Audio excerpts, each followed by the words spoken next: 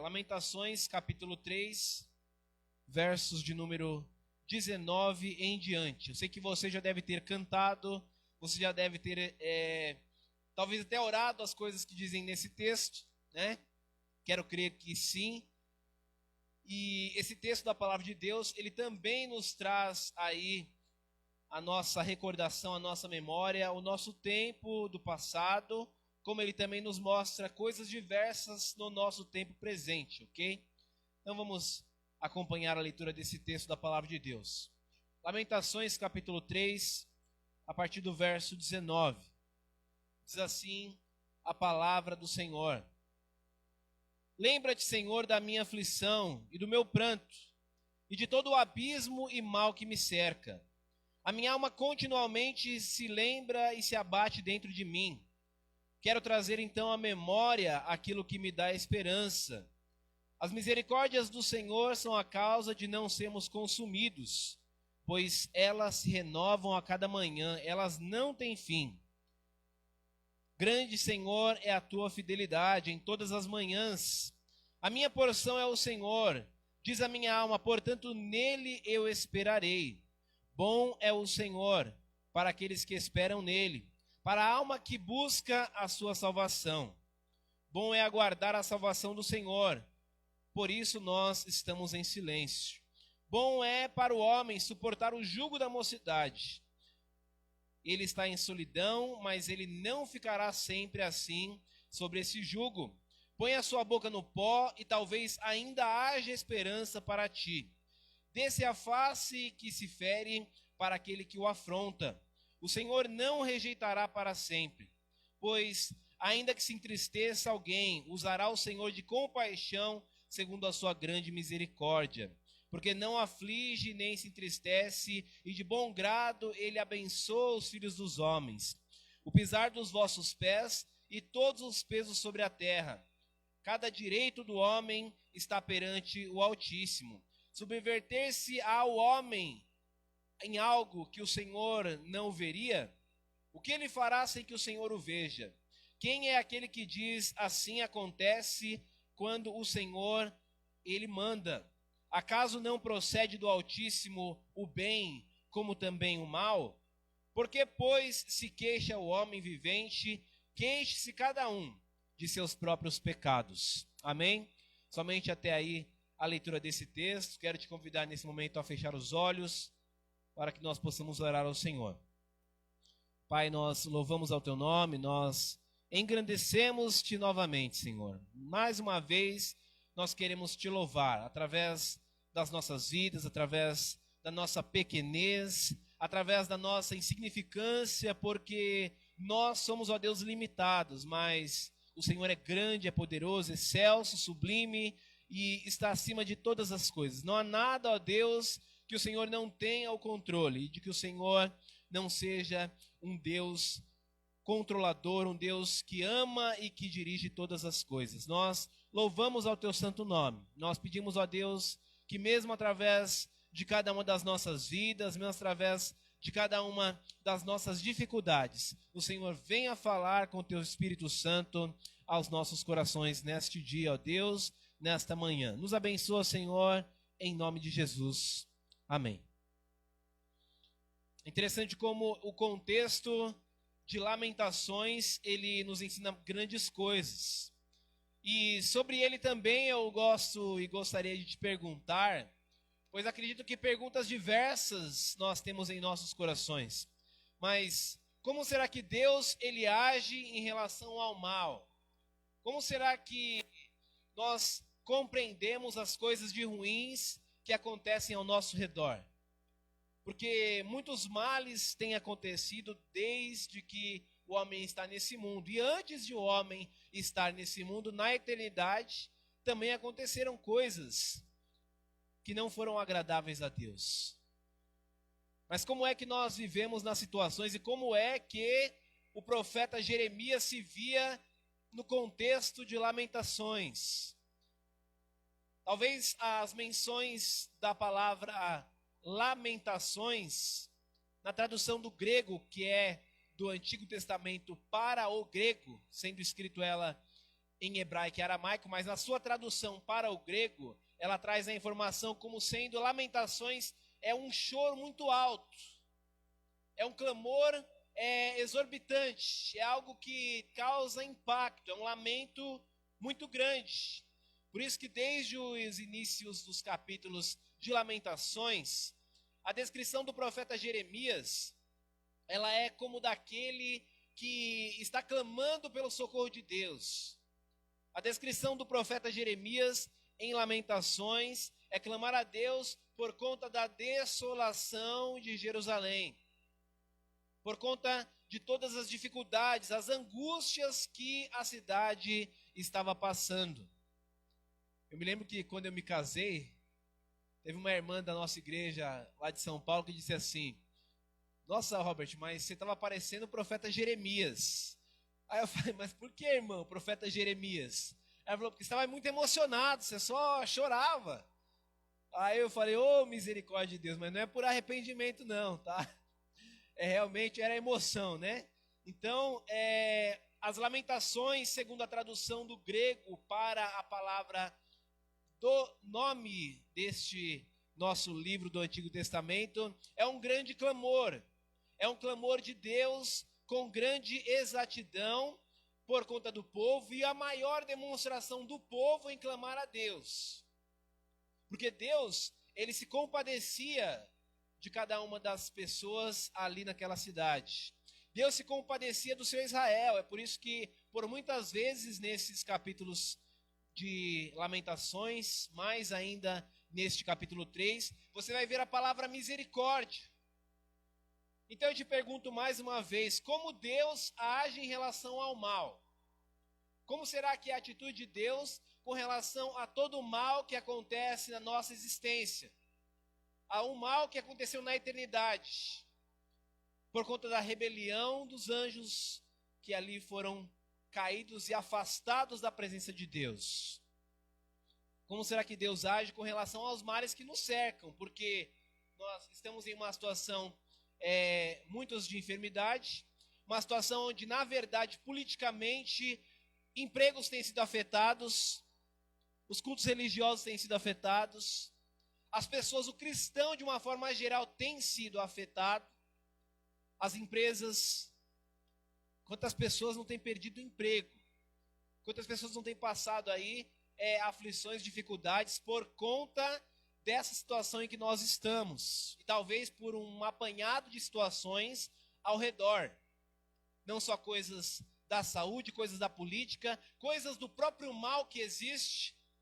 E talvez um grande erro para muitos é pensar que nós vivemos no acaso, é pensar que nós vivemos um mundo sem propósito, um mundo em que Deus não dirige. Esse talvez seja o maior mal do ser humano. É por isso que muitos dizem que, com certeza, o cristianismo é aquele que tem a melhor resposta para a existência do mal, ou para as dificuldades que as pessoas passam. Porque nós não temos como negar a existência do mal. Nós chamamos em teologia de teodiceia a questão do problema do mal. Em muitos meios místicos, alguns chamam de yin yang, né? Onde tem-se uma cobrinha branca com um olhinho preto e uma outra cobrinha preta com um olhinho branco. Ou seja, o mal existe, mas ele tem um olhinho bom. Ou o bem, ele existe, mas ele tem um olhinho mau. Talvez tentando dizer, e erroneamente, talvez até de uma forma satânica, dizendo que o diabo ele não é tão ruim assim. Ele tem um lado bom, afinal de contas, Lúcifer, um anjo de luz, foi criado por Deus. Ou o grande erro de dizer, não, Deus, ele é bom sim, mas ele não é tão bom assim, porque afinal de contas, tem um olhinho mau ali. E a nova era traz diversas questões, colocando a culpa em Deus em muitas situações, e dizendo que o mal, ele coopera com o bem, e o bem coopera com o mal. E há aí um apanhar de um sentimentalismo ou diversas expressões que vão ser contra as Escrituras, contra a revelação de Deus. Mas lamentações do profeta nesse texto, elas dizem respeito à derrota do povo de Jerusalém, elas dizem respeito à desolação, às injúrias, às dificuldades que haviam do povo. E talvez se eles passavam isso naquele momento, não seja diferente de nós, muito aí hoje em dia. E é por isso que no final deste livro é interessante como eles vão e se devotam à oração. A oração do povo é uma confissão, uma petição a Deus. Porque vamos lá, talvez o maior erro de muitos seria negar a existência do mal. Até porque ele é visto diante dos nossos olhos, ele é sentido, ele é presenciado. Então negar a existência do mal é um grande erro. Dizer que tudo é acaso. Mas também pensar que Deus ele é culpado pela existência do mal, pois Deus ele não é o autor do mal. E aí estou dizendo para você sobre o mal moral. Deus não criou o pecado. Deus é santo, justo e bom. Mas como um Deus santo, justo e bom, permite a existência do mal. E aí muitos atrelam para ferir talvez a soberania de Deus. Mas ele é santo, justo e bom. E existe a permissão do mal, a permissão para que o mal exista. Possivelmente, talvez, apesar de a Bíblia não mencionar em si a existência, a criação do mal moral, mas nós vemos de uma forma, não só nas criaturas, nos anjos celestiais, na eternidade, mas no plano do homem aqui na terra, o pecado entrando. O pecado já estando e afetando a humanidade. Não existem dois criadores, em nada. Só existe um Criador acima de todas as coisas. Tem quem diga que nada se cria, mas tudo se copia. Então talvez o grande paradoxo seria tentar pensar por que o ser humano passa por tanta aflição. Porque se eu sirvo a um Deus soberano, a um Deus que controla e dirige todas as coisas, um Deus infinitamente bom e completamente perfeito, como que mesmo assim o mal existe e as pessoas passam situações diversas? Não só de enfermidade, de morte, de miséria como muitos países. Como que eu explico a situação do mal? E talvez seja esse aí o grande questionamento de muitas pessoas que não servem a Deus, para você aí que está em casa nos assistindo, para você que está em casa, aí talvez uma família que perdeu entes queridos, chega diante de você e diz, e aí? Onde estava Deus nesses momentos? Onde estava Deus quando eu estava no momento de sofrimento? Onde o meu pai morria, a minha mãe morria, onde as pessoas que eu amo me abandonaram. Aonde estava Deus nas lágrimas do meu dia a dia? Onde está Deus no meu sofrimento? Onde está Deus em meio a essa pandemia? Cadê Deus? É como o salmista diz, onde está o seu Deus? Mas é lógico que ele bem responde, meu Deus está no céu e também no meu coração. O do mundo está morto, mas o meu, ele vive para sempre. Então, talvez você também já foi questionado por isso. Ou por que de tanto mal no mundo? Será que Deus não está vendo? Será que Deus ele não vê as coisas que acontecem?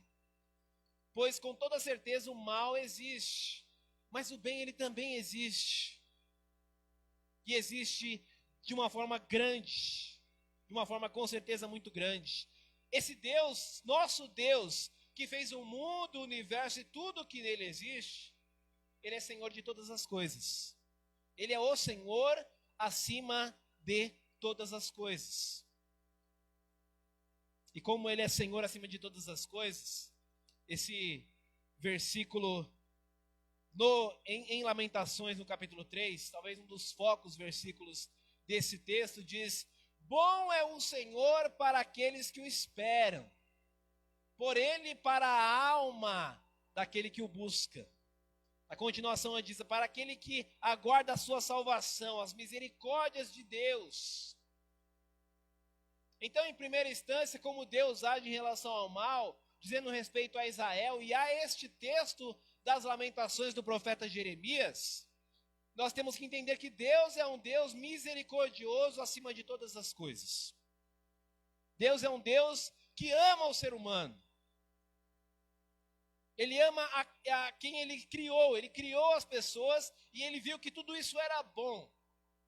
São as primeiras descrições e grandes descrições do início dos textos sagrados, ou seja, em Gênesis capítulo 1. Ele criou as coisas, ele criou e tudo ele disse ser bom. Mas o mal, em algum momento na história, através da responsabilidade humana, ele vem a existir. E eu não estou sendo aqui, com certeza, longe de mim ser advogado de Deus, porque Deus ele não necessita de tal dependência de defesa, porque ele mesmo é o justo juiz, ele mesmo é aquele que possui em si a grande justiça e nunca falha.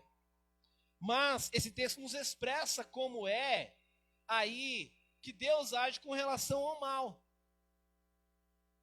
Ele mostra para nós que com certeza, mesmo em muitos diversos meios que tentam explicar isso, através do ateísmo, através do gnosticismo ou agnosticismo, ou através do materialismo, através do evolucionismo, diversos meios que tentam de uma forma vã explicar aquilo que eles não conseguem. Mas a palavra de Deus diz que as misericórdias do Senhor, verso 22, são a causa de nós não sermos consumidos. Porque as suas misericórdias não têm fim, elas se renovam a cada manhã. Então, como que eu me encontro em uma situação de mal? Porque eu tenho certeza que você já passou como eu, ou talvez esteja passando, ou talvez ainda irá passar. Mas uma das coisas que nós temos que entender é que toda a existência do mal que está no mundo, porque nós não temos um mundo que vive apenas num oásis, né? Um mundo cheio de fartura, um mundo cheio da selva amazônica. Não! No próprio mundo nosso, em alguns lugares, alguns continentes, é uma seca terrível. Aqui no norte do Brasil mesmo tem lugar que o chão é rachado. Falta água. O mal.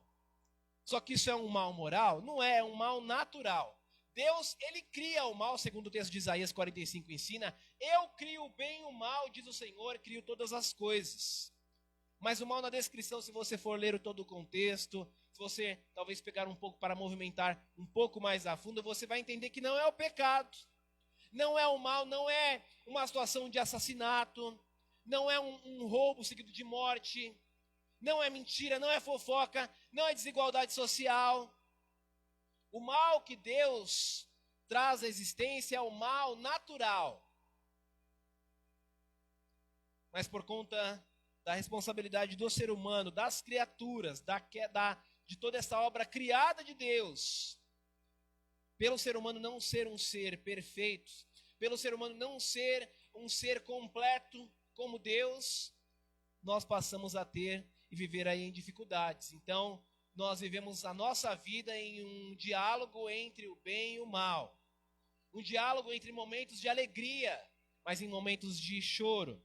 Vivemos em momentos onde nós estamos com saúde e momentos onde nós estamos com dor, aflitos, precisando passar num médico. Momentos de paz na família, mas momentos de guerra. Momentos de dificuldade, momentos onde tem ali algo maravilhoso. Isso repercute até não só do início da existência, mas até mesmo a eternidade, porque da mesma maneira em que o mal será julgado eternamente destruído, o bem existirá para todo sempre, pelos séculos dos séculos. Então a nossa esperança está em Deus, como esse texto já nos descreve. É por isso que nós temos que entender também o que diz em Naum, capítulo 1, verso 7. O Senhor é bom. Deus é bom. Ele é fortaleza para aquele que nele confia. Ele é um escudo. Ele é aonde nós devemos depositar as nossas angústias. O Senhor, ele é bom. Deus, ele tem um eterno propósito. Ele permite a existência do mal. Talvez alguns façam, a gente faz até uma brincadeira, né? Que eu nem falei, acho que não foi com o Vitor, foi com o Rian ontem. Pai, por que Deus colocou a árvore no jardim? Ah, filho, ele não sabia que o homem iria pecar? Lógico que ele sabia, com certeza. E que disso ia vir todo o mal que existe até hoje? Sabia, lógico que ele sabia. Senão não é o nosso Deus. E aí estava tentando buscar a culpa para muitos males na humanidade. Talvez muitos tentam responder de alguma maneira. O Adão, ele culpa a mulher que tu me deste. A mulher culpa a serpente que me enganou e eu comi. E só faltava, mas não é o que acontece. Pelo menos numa interpretação mais ideal, histórica e geográfica, linguística do texto. A serpente chegar em Deus. Deus, mas quem colocou a árvore aqui? Quem me colocou aqui? Não foi o Senhor? Será que a culpa não é sua? E muitos tentam culpar a Deus. Tentam culpar a Deus da pandemia, tentam culpar a Deus porque o pai morre, e pessoas, ou porque o irmão morre, um amigo morre. Ah, tá vendo? Será que Deus não viu aquilo? Como Deus permitiu isso? Como que Deus permitiu que eu perdesse o meu emprego? Como que Deus permitiu que acontecesse um divórcio naquela família? Como que Deus permitiu que aquela criança, esses dias uma criança, um lugar que entrega marmita para onde eu trabalho, uma criança de 7 anos morreu. Teve uma dor de cabeça forte, porque tinha batido a cabeça, e morreu. Aí a mãe perguntou, mas por que Deus permitiu isso? Por que Deus permitiu isso?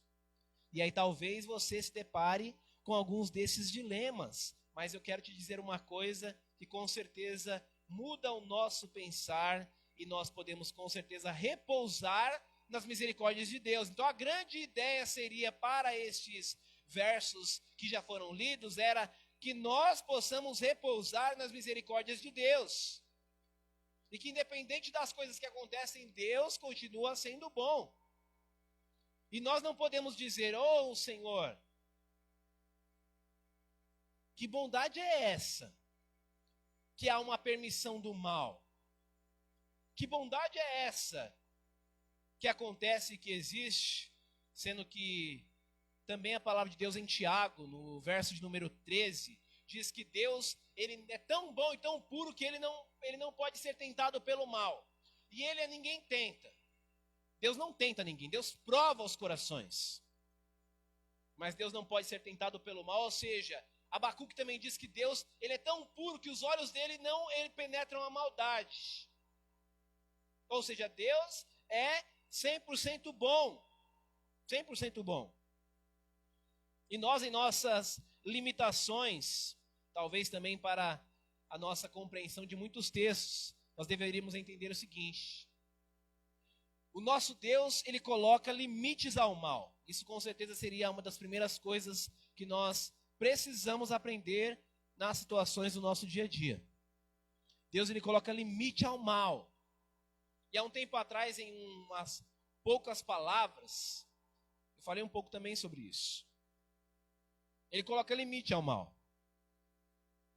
Satanás queria fazer muitas coisas com a vida de Jó, e muitas ele fez. Mas Deus coloca limites para ele. Deus coloca limite para todo o mal que ocorreria para com a vida de Jó. Verso de número 1, capítulo de número 1, verso 12.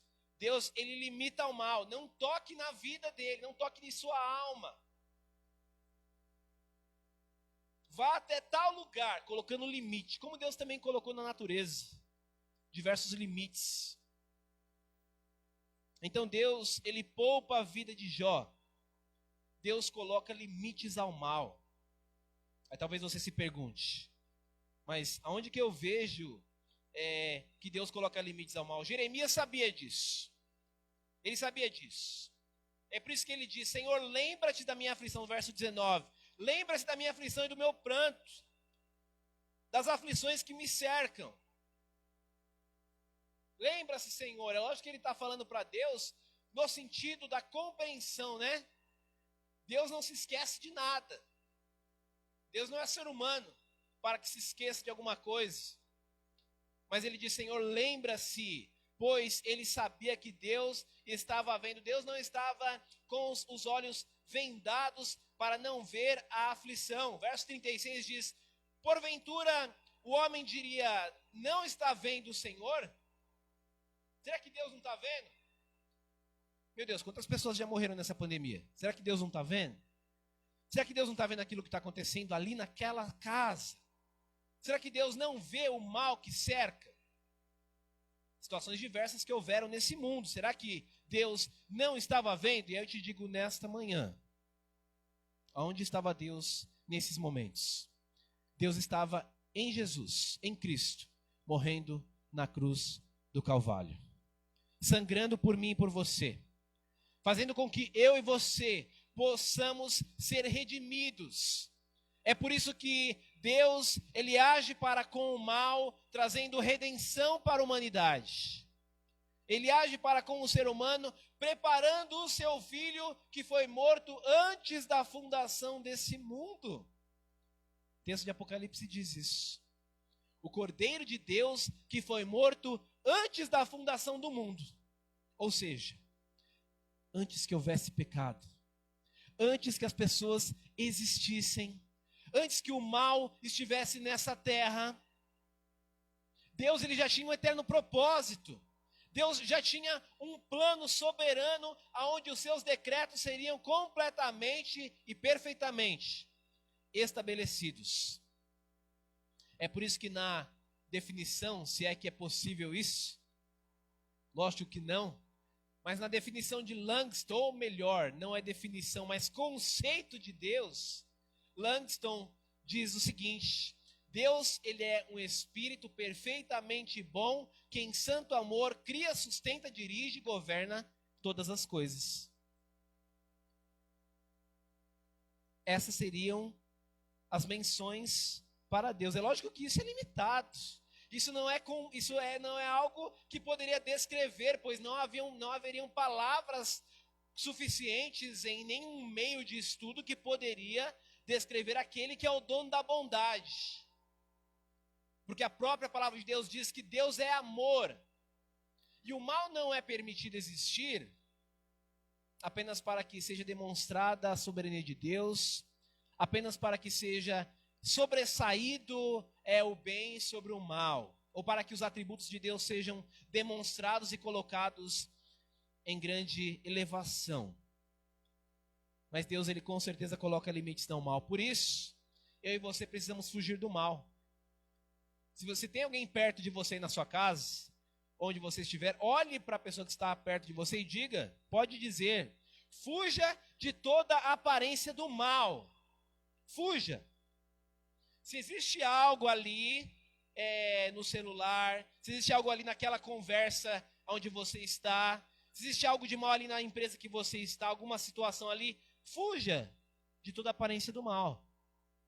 Porque a gente é especialista, eu tenho pensado isso durante alguns diversos momentos, o ser humano ele acaba sendo especialista em culpar o outro, em procurar um problema aí, e ali ele quer descobrir quem é o saco de pancada da vez. Quem é? Quem é aquele que causou o problema ali da vez? E aí a gente quer culpar o mal, ou seja, Satanás, os demônios e tudo mais que está aí na terra. Ou a gente quer culpar a Deus, porque se Deus ele é soberano, por que ele permitiu aquilo ali acontecer? Ou a gente muitas vezes não para chegar diante do espelho e dizer, eu sou o culpado. Eu sou o culpado. A gente procura culpado para o mal, para a existência do mal. Mas o ser humano ele fere a natureza, o ser humano cria coisas, ele destrói coisas. E aí quando vem um furacão, graças a Deus que aqui no Brasil, talvez por isso muitos dizem que o Brasil Deus é brasileiro, né? Não, Deus ele é de todas as nações. Mas no Brasil não acontece um terremoto, um furacão, como muitos países. Mundialmente acontece uma pandemia, mas o ebola nunca chegou no Brasil. Então a gente muitas vezes reclama ou procura o culpado para muitas coisas, enquanto na verdade muitas situações em nossas vidas, é lógico que o mal participou, é lógico que o mal teve a grande vez, mas em muitas situações, e agora não sendo advogado de Satanás, mas eu tenho certeza que ele deve se perguntar, eu? Ali? Mas eu estava aqui no Vaticano, perdão. Eu estava aqui em Roma. Eu estava aqui nessas grandes potências. Eu estava aqui na África. Ah, não, mas foi um principado, foi uma potestade. E a gente procura muito mal e realmente eles estão aí. Nos cercando como um leão, buscando a quem possa devorar. Com certeza eles estão. Tem crente que vive, sabe como? Numa ótica de que tudo é uma maravilha, sabe? Parece que não sabe que o mal está aí. Parece que não entende que os demônios estão aí, e não são poucos. Parece que não entende que na política, nas diversas organizações, existe um mal ali, e ele quer cada dia levar para as coisas onde os conceitos religiosos vão ser mudados. E aí, a cada dia mais, o mal irá buscar imperar, ao ponto de que, cada dia mais, o mal aparecerá diante dos nossos olhos. Mas Deus, Ele com certeza coloca limites ao mal, porque esse texto fala sobre a misericórdia de Deus. E não somente isso, mas o nosso Deus impede que o mal aconteça. Ele é aquele que bloqueia o mal, impede o mal de acontecer. Lucas capítulo 22, versos 31 e 32, nesse texto diz que Satanás ele pede para cirandar com a vida de Pedro. Talvez em algumas outras menções diriam para peneirar como trigo. Mas sabe o que Deus faz? Deus fala não. Jesus diz não, porque isso é pedido para Jesus.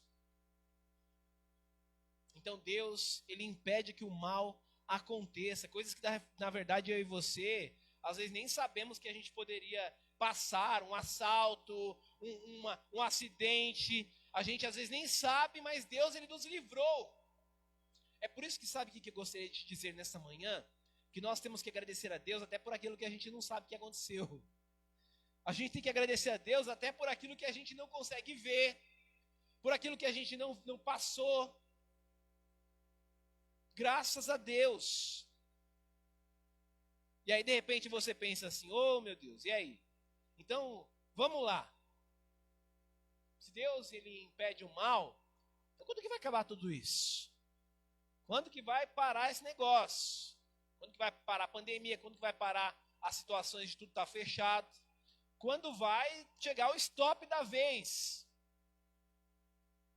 E aí se nós fôssemos repousar a nossa esperança em Deus, como esse texto diz no 25, repousando a nossa memória, nossa mente, nossa psique, naquilo que nos dá esperança, com certeza nós grandemente entenderíamos que Deus, Ele impede que o mal aconteça.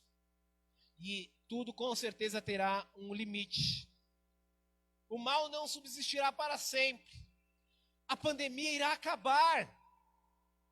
As situações diversas de sofrimento irão acabar. Com certeza vai chegar um momento onde o mal ele não mais existirá. Porque Deus, Ele impede que o mal aconteça. Quantos livramentos Deus faz? Se fosse para pensar nos salmistas, meu Deus. Porque eu falei de Jó, falei de Pedro. E se fosse para ir até Davi, para dizer o quanto Deus o livrou e o quanto também Deus usou ele para livrar pessoas. Quanto Deus o livrou. Incomparáveis vezes. Porque Deus ele não dorme, Deus ele não sonha. Deus ele não é bloqueado pelo cansaço, nem pelo sonho, porque ele não sonha, ele planeja. Com todas as coisas, segundo a linguagem de Agostinho, de Santo Agostinho, Deus vive no eterno agora. E nada o limita, nada pode o bloquear. 3 vezes consequentemente, em uma ordem, no verso 25, 26 e 27, diz, bom é o Senhor, início do verso. 26, bom é aguardar. E início do 27 agora, bom é para o homem. Mas aí ali no finalzinho, vem dizendo, verso 38, por acaso não procede do Altíssimo assim o bem como o mal? por que por que isso procede de Deus? Deuteronômio 28 também é um dos textos que menciona todo o mal que Deus permite vir sobre Israel. Deus permite vir infertilidade, Deus permite vir guerra, Deus permite vir o jugo dos inimigos sobre eles. Deus permite vir diversos males, doenças. Por que Deus permite o mal? Porque aquele texto, ou o texto também de Isaías, ele está mencionando com certeza todo esse mal permitido de Deus para julgamento da nação, para que a nação se lembrasse de Deus, para que a nação se voltasse ao Senhor. Então talvez, será que hoje não é o dia de nós nos voltarmos ao Senhor, de nós nos lembrarmos de Deus, de nós talvez pararmos de ser tão egoístas, pecadores? Porque uma frase também citada, muito interessante, que nós temos que observar, e talvez um daqueles que foi o maior daqueles que trouxe palavras de menções sobre a questão do mal, e ainda mais sobre o pensamento de como é esse todo o problema do mal que existe. Agostinho de Hipona, ele menciona o seguinte: aonde fica toda a nossa bondade, até onde vai o limite da nossa bondade, é que começa toda a nossa maldade. Meu Deus, até onde vai todo o limite da nossa bondade, acabou o limite e ele não é cumprido, ele é curto porque o ser humano, ele é caído em pecado, mas restaurado em Deus. Mas enquanto estivermos nessa vida, neste plano da nossa existência, nós teremos que lutar contra o mal. Então, o nosso Deus, ele impede que o mal aconteça. Isaías 45, verso 7 diz: eu crio o mal e o bem, eu crio todas as coisas. Deus permite que aconteça um terremoto, Deus permite que aconteça os males nos lugares, Deus permite o momento que você está vivendo hoje, para que eu e você possamos aprender que as misericórdias de Deus não têm fim, e que Ele é o escape no dia da angústia. Então, será que nesses momentos nós não deveríamos nos aproximar mais de Deus? Porque além de Deus colocar limites ao mal, e além de Deus impedir que o mal aconteça, Deus, ele também vence o mal. Ele vence completamente o mal.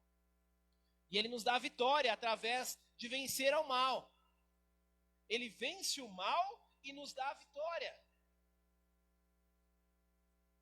Nada escapa da vitória de Deus. Não existe uma briga, como o catolicismo romano muitas vezes colocava, onde como se fosse Deus e o diabo de um lado da mesa, tirando um braço de ferro. E vamos ver quem que vai ganhar. E às vezes parece que a força está mais para cá, para Deus. Às vezes parece que Deus está perdendo a luta. Às vezes fica uma luta equilibrada. Não é isso que acontece. O mal, ele acontece com certeza e continuará até o fim. Mas Deus sempre triunfou com relação ao mal. Deus nunca foi um ser que perde para o mal em algum momento. Mas nós que aqui estamos nessa terra, por isso Jesus menciona que neste mundo nós passaremos por aflições, mas ele diz: tem de bom ânimo, eu venci o mundo. Ele diz: Senhor, Pai, peço que não os tire desse mundo, mas que os livre do maligno. Então, se Deus é aquele que tem toda a vitória sempre e nunca perdeu, é por isso que nós temos que aprender com Ele. É por isso que nós estamos ouvindo essa mensagem. É por isso que você dedica a sua atenção para esse momento, para entender que Deus, ele nunca perdeu o controle da vida e do universo. Nunca. Nunca. Deus não fez filosoficamente dar corda na bonequinha e largar para que ela ande até onde ela queira ir. Ou para nós homens, né, no carrinho de flexão. Carrinho de fricção, né? Dando aquelas puxadinhas para que ele vá e em algum momento ele para. Não, Deus continua com o controle. Mas as coisas que acontecem, para fim, Deus vencerá todo o mal. E o que é que eu e você temos aprendido com isso? Essa foi a minha pergunta ontem num debate sobre o homem pós-vacina. O que a gente vai aprender com isso? O que a gente vai aprender? Porque desculpa a gente arruma, redundância a gente inventa. E aí vamos querer falar um monte de coisa. Mas o que eu aprendo com isso? E o que isso vai mudar na minha vida? É por isso que Deus, Ele vence o mal. E Ele nos dá a vitória. Apocalipse capítulo 20 diz que haverá um dia do juízo, onde a morte e o inferno serão lançados no lago de fogo, onde o pecado não mais existirá, onde as enfermidades não mais existirão, onde a lágrima não mais haverá. Pois diz, o inferno e a morte foram lançados no lago de fogo e enxofre. E se hoje talvez há temor da morte, você não deve fazer assim, eu vou andar de qualquer maneira aí, porque afinal de contas qualquer hora eu vou morrer mesmo. Eu não vou morrer só no dia que Deus quiser, então não vou me cuidar. Aí você está colocando aí a soberania de Deus e não fazendo a sua responsabilidade de ser humano. Agora se eu falar, eu vou confiar em Deus, Deus vai fazer tudo o que você tiver que ser, será. Deus que cuide. Erro é querer colocar uma coisa desta maneira. É lógico que Ele vai nos cuidar, vai nos ajudar, vai ter misericórdia de nós, mas eu tenho que me cuidar. Eu tenho que zelar pela minha vida, eu tenho que zelar pela minha família, eu tenho que cuidar dos meus. Porque depois não adianta querer culpar Deus. Depois não adianta querer pensar quem é o culpado. Mas Apocalipse 15 também menciona o verso 3 e 4. Eles cantavam dizendo, grandes são as tuas obras, Senhor, Rei do Universo, Todo-Poderoso. Grandes são as obras do Senhor, pois o mal será banido. Deus, Ele vence o mal e nos dá vitória. Nós já conhecemos o final da história. Chapeuzinho Vermelho não vai ser comido pelo lobo mau. Nós conquistaremos a vitória em Deus. Porque Davi também menciona isso no Salmo de número 2, a partir do verso 9. Pois diz, e Ele as regerá com vara de ferro, pois é Ele mesmo quem trará a vitória.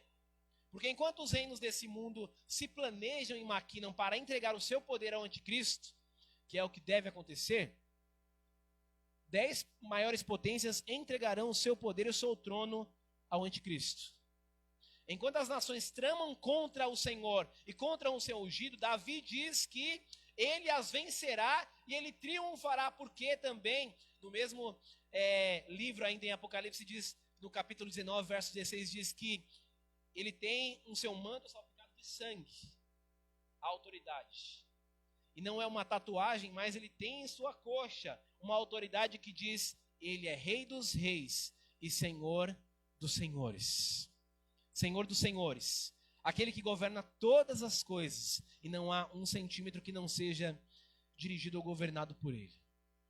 Mas que Deus te abençoe nesta manhã, que Ele faça que eu e você possamos ter a nossa renovação no Senhor. O Senhor é aquele que não o rejeitará para sempre, mas o mal Ele alcançará ali. Deus vencerá o mal e trará a vitória para cada um de nós. É por isso que nós temos que orar e confiar em Deus. Orar e confiar. Quando eu e você oramos, nós confiamos em Deus, nós entendemos que alguns momentos, talvez como o de agora, seja o momento de nós esperarmos. Mas não esperar parado. Esse esperar não é ficar imóvel. Esperar no Senhor não é imobilidade. Nunca vai ser assim na palavra de Deus. Esperar em Deus é indo. O imperativo de Mateus 28, 19 é indo. Não é parado. Ou os textos que vão dizer parado, esperando, é esperando, fazendo tudo aquilo que eu posso fazer. Porque aquilo que eu não posso fazer, é o Senhor quem fará. Amém? Que Deus te abençoe em nome de Jesus. Portanto, creia que o Senhor é bom e que Ele serve de uma fortaleza no dia da angústia e Ele conhece aqueles que nele confiam. Que Deus te abençoe, não só hoje, mas em todo o tempo. Amém? Vamos orar ao Senhor, vamos agradecer a Deus. Porque mesmo vivendo em um mundo mau, em um mundo que jaz o maligno, Deus, Ele é Senhor das nossas vidas. Ele cuida de nós, Ele cuida da sua família, Ele cuida da sua casa, Ele cuida de você. Creia nesta verdade, receba esta verdade de Deus para a sua vida. Vamos orar, feche os seus olhos nesse momento. Pai querido, nós louvamos ao Teu nome, Senhor. Nós te glorificamos, nós te exaltamos, Senhor. Nós nos colocamos, ó Deus, abaixo, Senhor, ajoelhados, pedindo a Deus que o Senhor seja engrandecido, que o Senhor seja exaltado pelos séculos dos séculos, que as suas misericórdias, ó Deus, estejam sobre nós, estejam sobre a nossa nação, que as tuas misericórdias que não têm fim, que se renovam a cada manhã, seja não só como foi o clamor do profeta Jeremias sobre a nação de Israel, mas seja o clamor também das nossas vidas hoje, e que nós possamos esperar no Senhor, confiar no Senhor, orar ao Senhor, entendendo que é o Senhor quem cuida e dirige as nossas vidas. Por isso, Senhor, nós glorificamos ao teu nome, nós te exaltamos e te pedimos, Senhor, nos ajuda nas nossas dificuldades, nos ajuda diante do mal que nos cerca, é o que nós te pedimos em nome de Jesus. Amém. Deus te abençoe neste dia.